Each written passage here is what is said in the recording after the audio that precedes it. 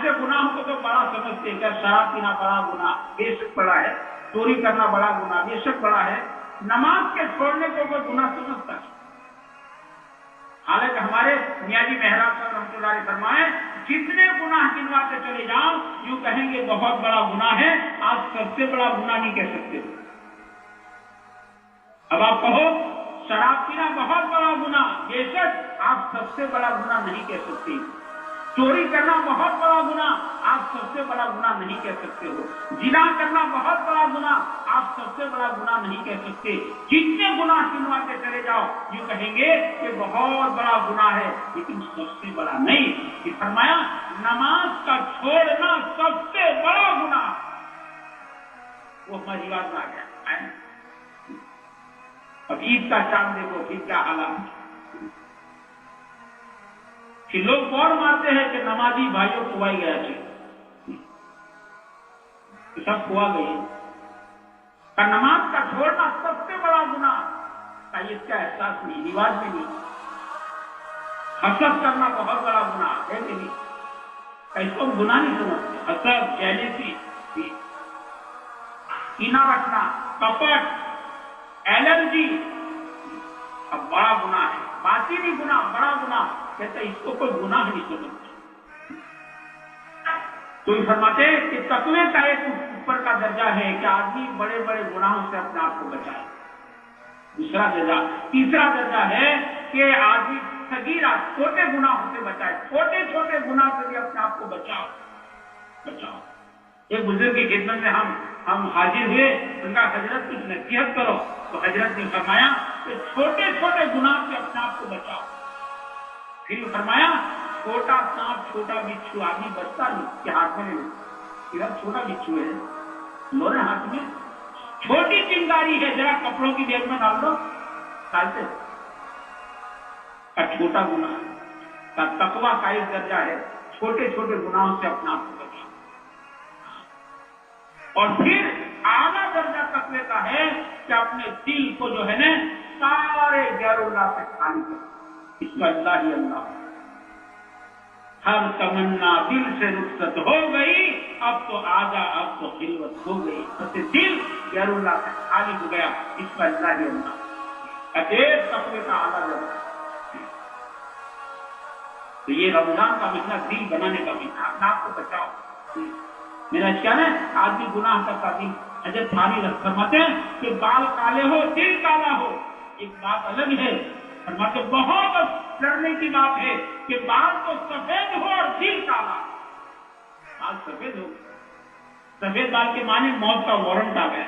4 नजीब बताई, ये आखिरी अंतिम में था, जिसके बाद खत्म। इसमें कहा बालों की सफेदी,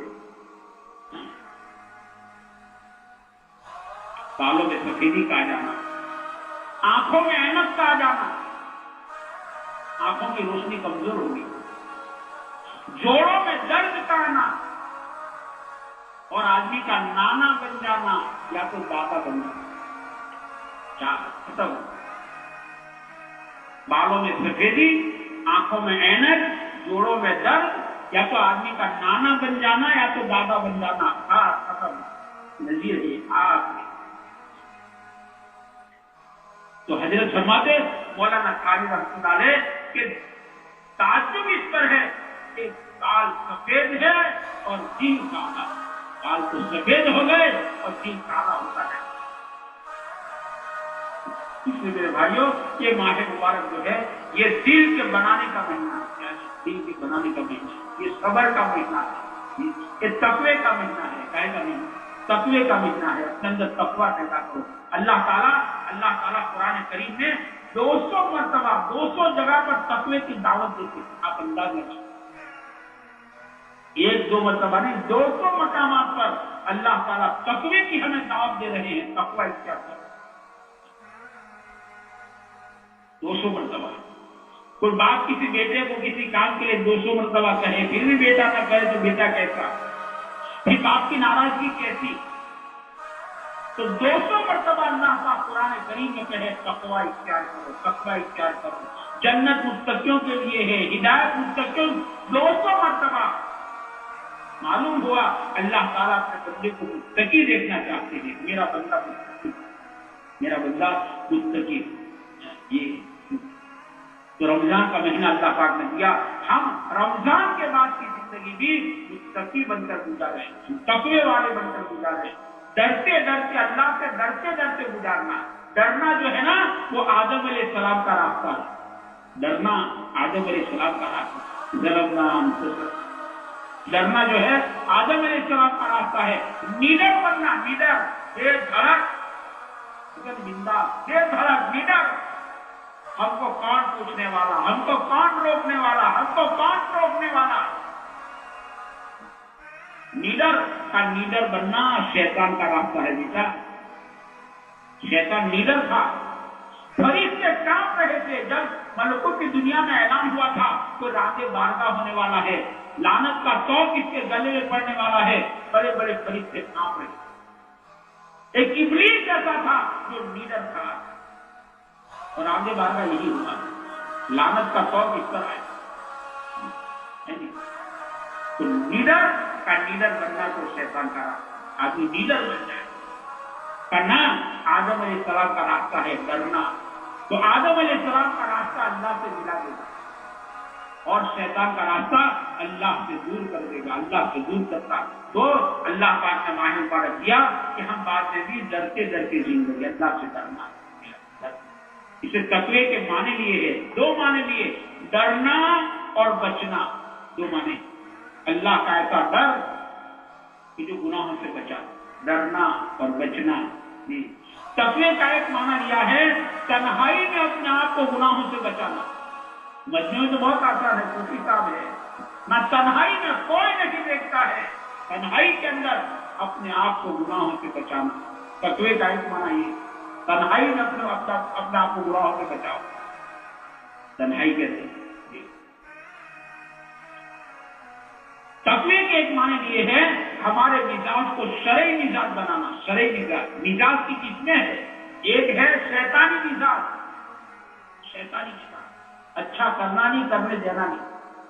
ایک ہے حیوانی مزاج کہ جو چاہے وہ کرو، جو چاہے وہ کھاؤ، جیسا چاہے ایسا کھاؤ، جہاں چاہے اپنی خواہشات پکائے. یہ حیوانی مزاج، جانوروں کا مزاج.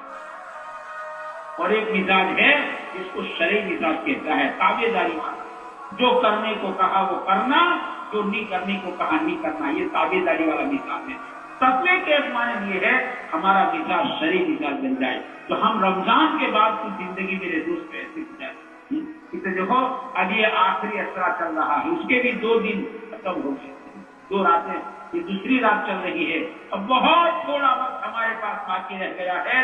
میرے دوستوں، ہم اللہ تعالیٰ سے اپنا معاملہ صحیح کریں.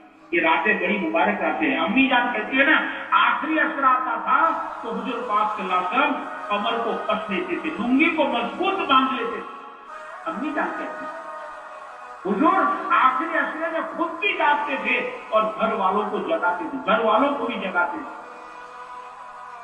آپ نے شب قدر کو تلاش کیا، کسی رات کو پکڑ کے بیٹھ مت لو، تلاش کرنے کا حکم ہے. اس لیے حضور پاک صلی اللہ علیہ وسلم نے جب سے نبوت ملی یہاں تک کہ آپ نے دنیا سے پردہ فرمایا 23 سال کا زمانہ ہے، آپ نے 2 عمل کبھی نہیں چھوڑے ہیں.